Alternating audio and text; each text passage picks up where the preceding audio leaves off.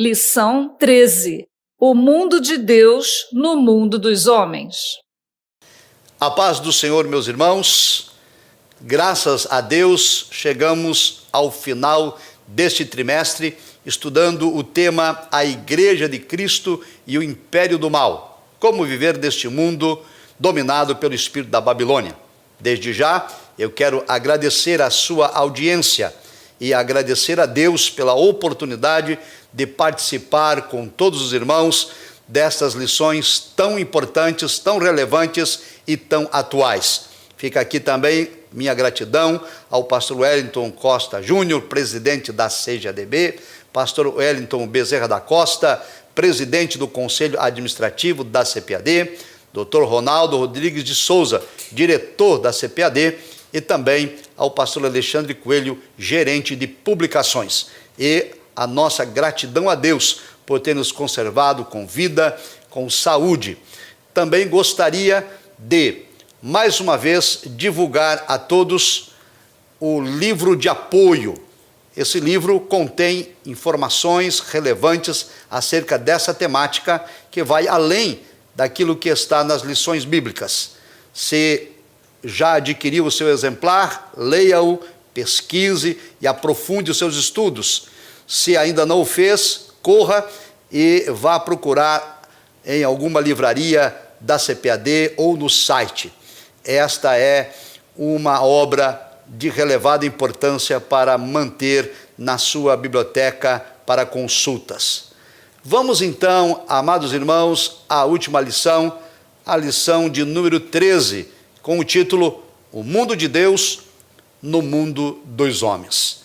Já vimos então as 12 lições anteriores, a lição de número 1 até a lição de número 9, tratou de temáticas importantes e a partir da lição de número 10, outras temáticas importantes, porém mais voltadas para a apologia de nossa fé.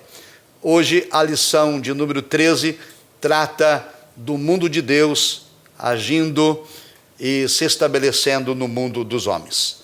Vamos começar com o ponto 1, o reino de Deus no mundo. Subponto 1, a encarnação de Cristo.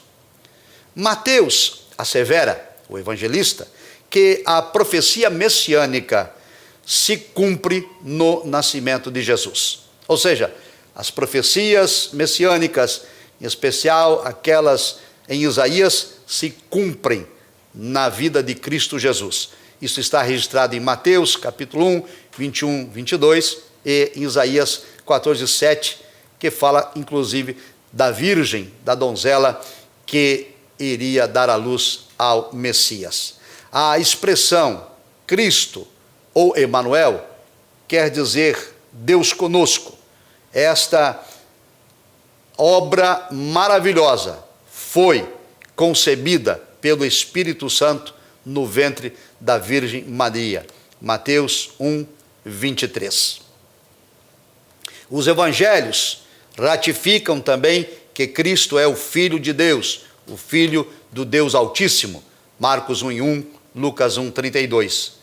João revela que o Verbo se fez carne e habitou entre nós. João 1, 14. Significa então que no tempo determinado, Cristo se fez homem e habitou entre nós. Ele agora, Jesus Cristo, possui duas naturezas. Ele é verdadeiro homem e ele é verdadeiro Deus. Romanos 9, 5. A essa doutrina dá-se o nome de união hipostática. Cristo, verdadeiro Deus, Cristo, verdadeiro homem. A encarnação de Cristo se fez necessária para satisfazer a justiça de Deus. Ou seja, o pecado entrou no mundo por um homem, Adão. Assim, tinha de ser vencido também por um homem, Jesus. 1 Timóteo 2 e 5. O pecado de Adão trouxe juízo de condenação a toda a humanidade, mas a obediência de Cristo trouxe justificação de vida. Romanos 5, 12, 18, 19. Cristo participou da nossa natureza, para expiar os nossos pecados. Hebreus 2, 14 e 18. A expiação constitui, então, na razão da encarnação e da morte de Jesus. Cristo encarnou para que pudesse expiar os nossos pecados. E o nascimento de Cristo é o cumprimento de todas as profecias messiânicas. E qual foi a mensagem trazida então pelo Messias? Qual é a mensagem do reino que é estabelecido por Cristo? Nós lemos nas Escrituras que João, o Batista, foi o precursor de Cristo na implantação do reino de Deus na terra. A mensagem apregoada no deserto da Judéia por João o Batista requeria uma mudança de vida nas pessoas. A mensagem registrada em Mateus 3 e 2 diz: arrependei-vos, porque é chegado o reino dos céus. Após ter sido batizado no Jordão e ter vencido a tentação do deserto, o Senhor Jesus Cristo então vai dar início ao seu ministério. E ele começa a pregar. Mateus 4,17 registra. Ele começa a pregar e a dizer: arrependei-vos, porque é chegado o reino dos céus. Veja que a mensagem de Cristo é uma repetição da mensagem de João Batista. Portanto, a mensagem do reino contém um forte apelo ao arrependimento. Mateus 3 e 2, Mateus 9 e 3. Significa dizer que não há reino dos céus sem arrependimento, não há salvação sem arrependimento, não há vida eterna sem arrependimento. Nesse aspecto, ratifica-se que arrependimento significa mudança de mente e abrange o abandono do pecado e o voltar-se para Deus. Lucas 24, 46, 47. Compreende então uma nova atitude espiritual, uma nova atitude moral, bem como uma nova conduta, o ser uma nova criatura. Atos 26, 20, Efésios 4, 28. Assim, somente o arrependimento e a fé na obra expiatória e redentora de Cristo é que pode restaurar o homem a Deus. Atos 3,19, Romanos 3, 23 a 25, 2 Coríntios 7, 10. Não há outro meio de ser salvo a não ser pela fé e arrependimento em Cristo Jesus. Nesse sentido, a Escritura ensina que Deus quer que todos os homens se salvem e venham ao conhecimento da verdade. 1 Timóteo 2 e 4. E esta é uma das razões que estamos estudando essas lições bíblicas, para que estejamos atentos da ação do espírito da Babilônia e sejamos guardiões da verdade, anunciar ao mundo que Cristo salva, que Cristo liberta, que Cristo perdoa, a fim de arrebatar das garras de Satanás e do inferno aqueles que estão perecendo. A nossa proposta não é discurso de ódio, não é discriminação, nem preconceito. Ao contrário, nós estamos anunciando o amor de Deus, que enviou Cristo para libertar os pecadores e dar-lhes vida eterna. Contudo, a salvação, ela tem alguns critérios. Ela foi estabelecida pelo próprio Deus. Ela é condicional. Repito então, a condição mais elementar para estar em Cristo, para ser salvo, é estar em Cristo. Efésios 1, de 1 a 4. Não somos nós, os cristãos, que estabelecemos as condições. Não é a igreja que estabelece os critérios. Foi o próprio Deus quem estabeleceu as condições para ser salvo. E a mais elementar é estar em Cristo. E para estar em Cristo é preciso ter fé. Efésios 3,17. E é preciso arrepender-se de seus pecados. Atos 2, 38. E tudo isso nos é proporcionado pelo próprio Deus. Nos é oferecido de graça. É pela graça que nós somos salvos, um favor imerecido. Esta é a mensagem do reino. Nenhuma dessas condições, então, o arrependimento e a fé, é meritória. Nenhuma delas pertence a esforço humano. Nenhum homem pode cumpri-las sem o auxílio e sem a capacitação vinda da parte de Deus. Por conseguinte, o papel da igreja é proclamar esta mensagem do reino em todo o mundo. Mateus 24:14. A minha e a sua responsabilidade é pregar o evangelho. Quem convence do pecado é o Espírito Santo de Deus. Sejamos, portanto, atalaias desta verdade, a mensagem do reino que liberta pecadores. Terceiro ponto: quais são os valores desse reino de Deus no mundo? Ora, o Sermão do Monte, proferido por Cristo em Mateus, os capítulos 5, 6 e 7, tem sido entendido como a aplicação maior da ética e de amor ao próximo. Ele, o Sermão do Monte, nos aponta ao Senhor, forçando assim uma decisão quanto à nossa obediência. O homem precisa decidir-se se ele segue a ética e a moral do reino de Deus ou se continua sendo regido pela ética e a moral mundana. O sermão proferido por Cristo reúne princípios do mais alto idealismo moral. No Sermão do Monte, Cristo revela os elementos da ética e da moral do reino que tem como objetivo indicar a conduta ideal para a retidão cristã.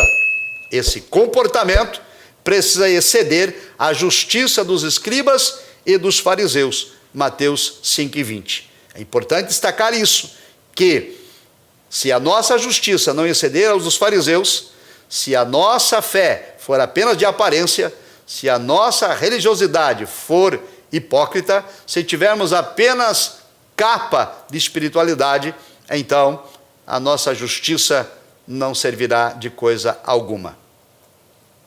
Contudo, repito, essa nova justiça, que excede a justiça dos fariseus, não é a repetição do legalismo judaico. Ao contrário, ela é alcançada por meio da obra redentora de Cristo, que conduz o crente à obediência. 2 Coríntios 10:5. Quando recebemos a Cristo Jesus como Senhor e Salvador, quando o Espírito Santo passa a habitar em nós, então somos capacitados a praticar a justiça do reino dos céus. Ninguém pode fazê-lo por esforço próprio, por dedicação pessoal. É preciso estar revestido da unção do Espírito de Deus. E no Sermão do Monte, Cristo nos apresenta alguns exemplos dessa virtude do reino, desses valores do reino que passam a ser evidenciados na vida daqueles que são de Cristo e que são controlados pelo Espírito Santo. Por exemplo, virtude como o necessário controle da ira, Mateus 5, 21, 22. A fuga da imoralidade sexual, Mateus 5, 27 e 28. O casamento indissolúvel e não banalizado, Mateus 5, 31 e 32. A honestidade no falar, e não as narrativas falaciosas do tempo presente, Mateus 5, 33, 37. O não revidar as ofensas, o não ser vingativo, o não correr atrás de vingança, conforme se vê muito nos dias atuais, Mateus 5, 38, 44. A esmola, a oração e o jejum, não como algo de soberba, mas feito com humildade e com coração sincero, Mateus 6:1, 5:16. O não julgar aos outros, Mateus 7, de 1 a 2. O alerta sobre dois caminhos, o caminho estreito e o caminho apertado. O caminho estreito, digo que é o caminho apertado, e o caminho largo, que é o caminho espaçoso. O caminho estreito conduz à vida, o caminho largo à perdição. Mateus 7, 13, 14. A advertência dos falsos profetas, falsos mestres, falsos ensinadores, Mateus 7, 15 e 23, e a exortação dada por Cristo para praticarmos todos esses valores do reino aqui elencados conforme Mateus 7, 24, 35. Nesse sentido, então, o Sermão do Monte representa uma nova postura, um novo comportamento, uma nova ética, uma nova moral que nos chama para uma vida de perfeição, Mateus 5, 48, e nos concita a priorizar o reino de Deus e a sua justiça, Mateus 6, 33. O Sermão do Monte é prático e relevante como a nova vida em Cristo, e como tal é ao mesmo tempo um dom e uma tarefa. Somente Deus pode nos capacitar a viver os valores deste reino. Assim, os filhos do reino devem expressar esses valores em seu viver diário, Efésios 5 e 8. Os valores do reino devem ser expressados no templo e fora do templo. Os valores do reino devem ser expressados dentro de casa e fora de casa, no espaço privado e no espaço público. Onde quer que estivermos, onde quer que andarmos, onde quer que colocarmos a planta de nosso pé, nós somos cidadãos do reino dos céus. Nós somos embaixadores de Cristo na terra e representamos os interesses deste reino no país onde nós estamos a viver. Porém, isto deve ser feito não de modo farisaico ou de aparência de religiosidade, mas por meio de um coração puro, de um coração sincero e agradecido. Vamos agora ao ponto 2, as bênçãos de uma vida no reino. A primeira bênção é a remissão de pecados. Aos Gálatas, o apóstolo Paulo retrata a nossa nova posição de crentes em Cristo. O apóstolo afirma o seguinte: éramos meninos e estávamos reduzidos à servidão dos rudimentos do mundo. Gálatas 4 e 3. Significa que antes do evangelho, a percepção espiritual, tanto de judeus quanto de gentios, era limitada, legalista e supersticiosa. Nós éramos meninos ignorantes quanto a essas verdades e a nossa fé era fundada em rudimentos deste mundo. Porém, no tempo assinalado, no Kairós, Deus enviou o seu Filho, nascido de mulher, nascido sobre a lei, Gálatas 4 e 4, para remir os homens da escravidão do pecado, Gálatas 4, 5, parte A. Desse modo, amados irmãos, a morte expiatória de Cristo libertou o homem da maldição da lei e da potestade das trevas, Gálatas 3 e 13, Colossenses 1 e 13. O termo expiação, ou o verbo expiar, refere-se ao sacrifício para a purificação e perdão dos pecados. Mas o significado primário desta palavra é cobrir, cuja ideia é de cobrir com sangue, porquanto é o sangue que fará expiação pela alma, Levítico 17, 11. Por isso a Escritura vai dizer que não há remissão de pecados sem derramamento de sangue. Cristo veio ao mundo, se entregou por nós pecadores e pelo seu sangue nós somos redimidos de nossos pecados. Enquanto princípio, então, é reafirmado no Novo Testamento o que já citei, Hebreus 9, 22. Sem derramamento de sangue não há remissão. Assim, o sacrifício de Cristo operou uma grande redenção, conforme Efésios 1 e 7. Outro aspecto que foi operado pela expiação de Cristo é a reconciliação dos pecadores com Deus por intermédio da cruz de Cristo. Éramos antes inimigos de Deus, estávamos irreconciliados com Deus, mas agora, pelo sangue de Cristo, nós fomos reconciliados novamente com Deus, o Senhor. Efésios 2 e 3 e também 2, 16. A obra, então, da cruz é ratificada como suficiente para a remissão de nossos pecados. Pecadores, outrora escravos, condenados, agora pelos méritos de Cristo, estamos livres e perdoados.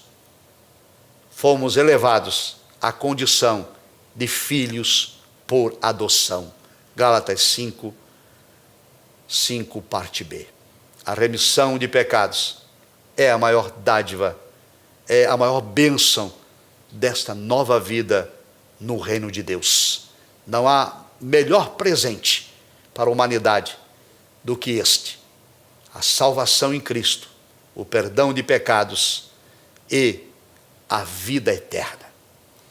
A outra grande bênção, no subponto 2, é de que agora, adotados como filhos de Deus, nós também somos herdeiros de Cristo. Adotar alguém é tornar a pessoa seu filho, pela lei e também pelo afeto.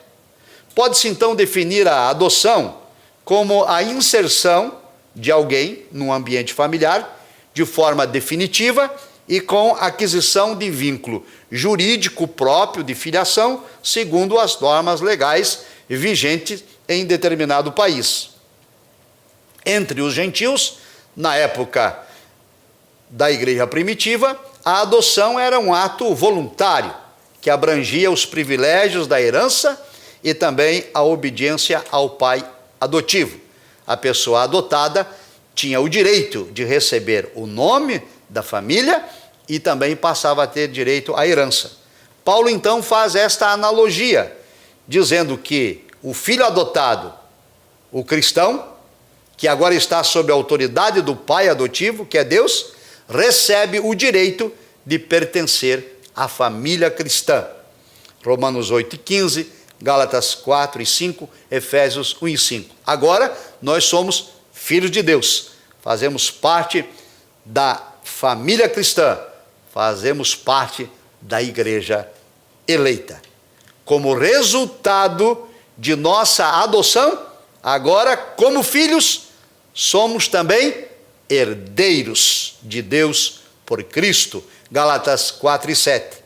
Deus é o autor de toda a riqueza e de todo o bem que agora está à nossa disposição, porque realmente agora fomos adotados como filhos, e como filhos nós somos herdeiros de todas as riquezas, de todas as bênçãos que o Senhor Deus tem e que Ele pode conceder aos seus filhos.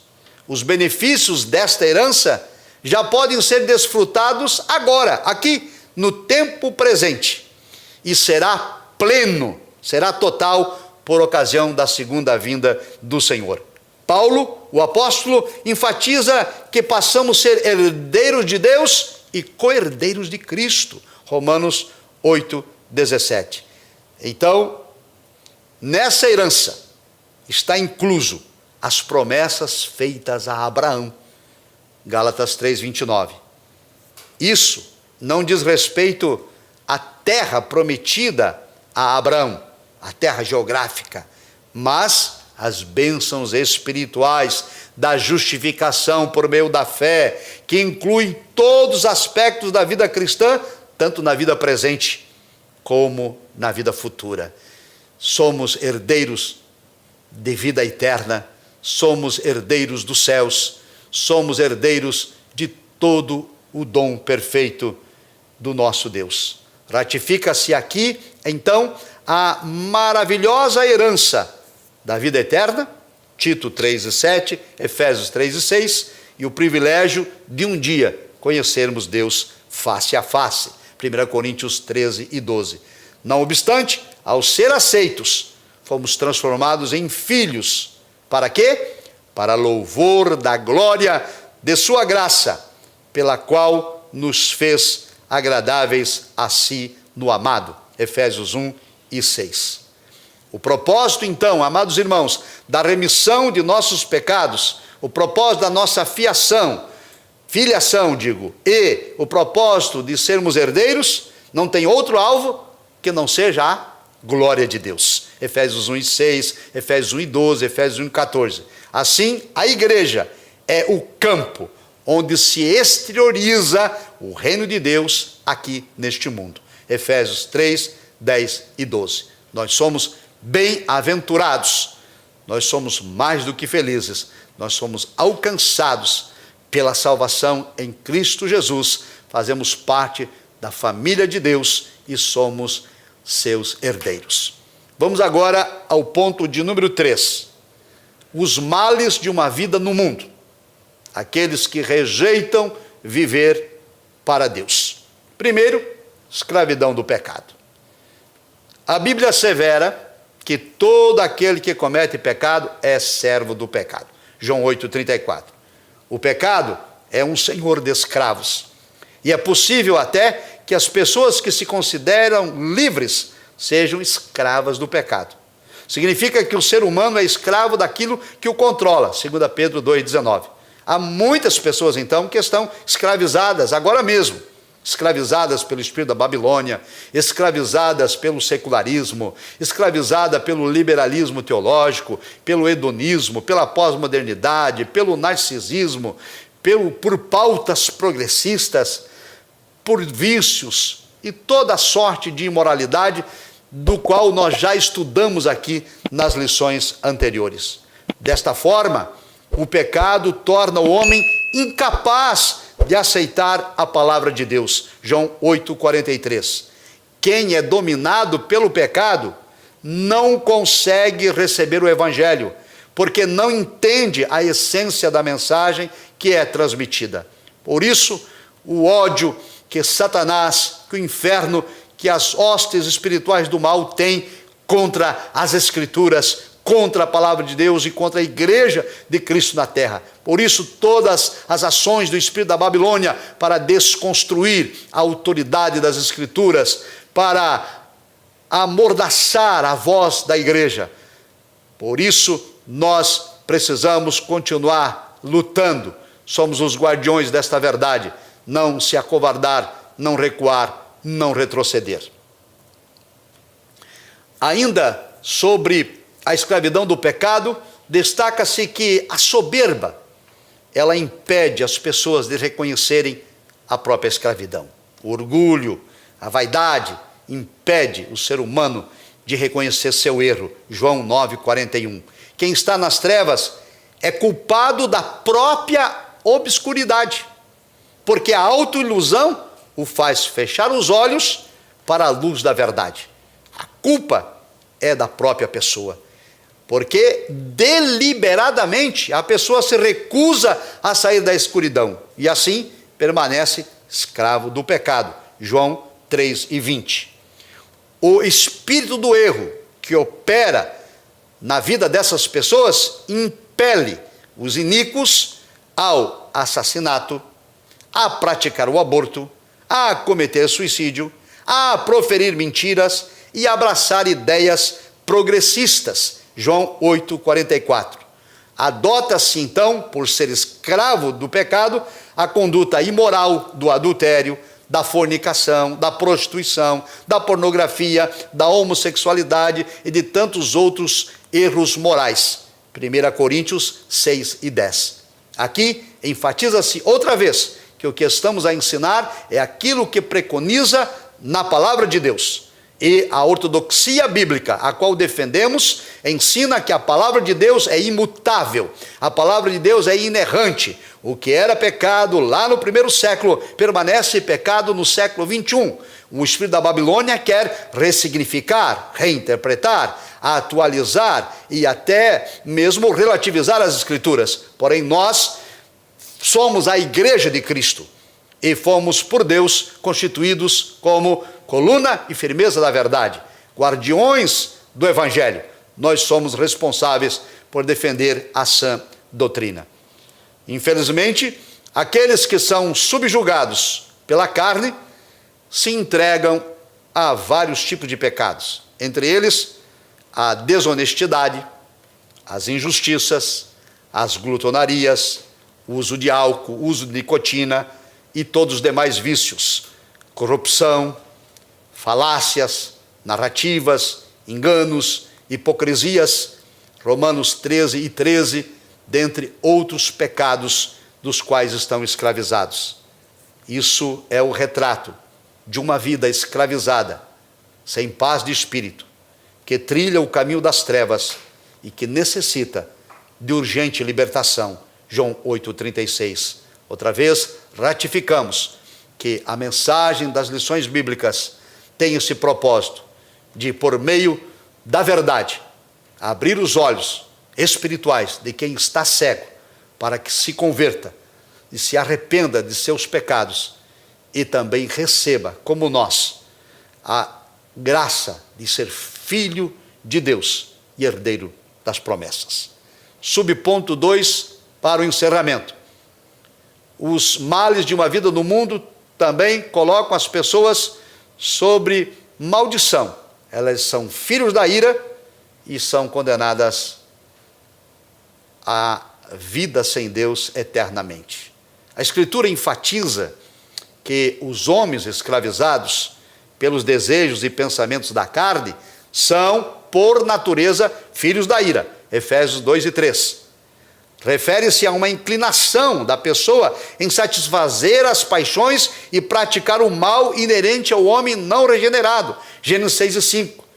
A Escritura diz que a nossa natureza humana decaída se inclina sempre para o mal, para o erro.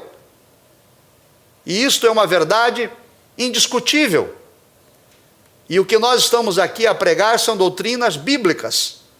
Não é o que pensamos, não é o que achamos, mas aquilo que está revelado na palavra de Deus. E esta mensagem não é ódio, mas sim amor. Porque quem ama corrige, quem ama exorta, quem ama chama atenção, quem ama avisa do perigo, quem ama alerta acerca do mal. E esta é a mensagem que estamos a pregar. Porque esta é a vontade de Deus o Pai, que todos venham ao conhecimento da verdade, que todos sejam salvos.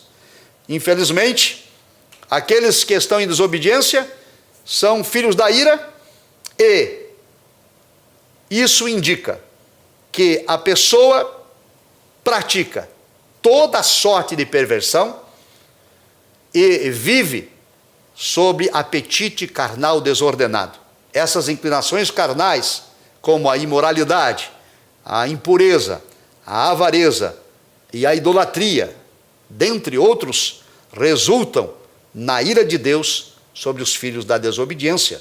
Efésios 5, 3 a 6.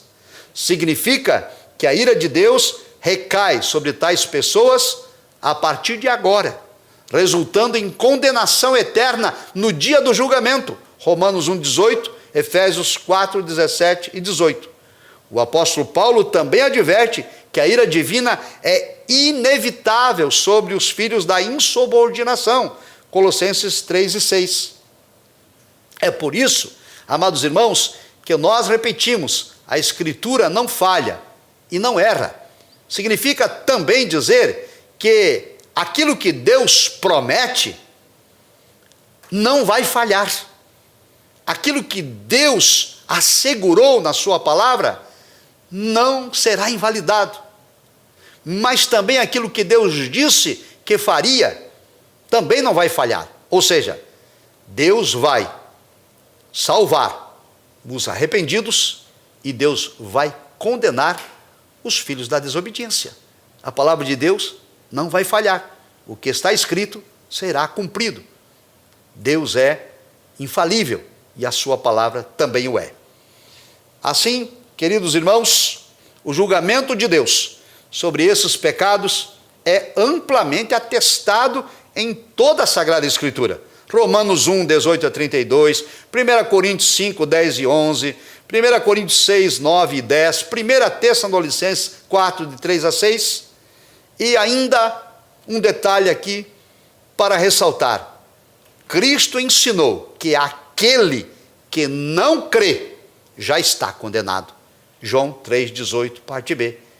Aquele que não crê no Evangelho, aquele que não crê nas boas novas da salvação, aquele que não crê em Cristo, aquele que não crê em Deus, aquele que não crê nas Escrituras, aquele que não se arrepende, aquele que não obedece, aquele que não se reconhece pecador, Cristo disse, este já está condenado.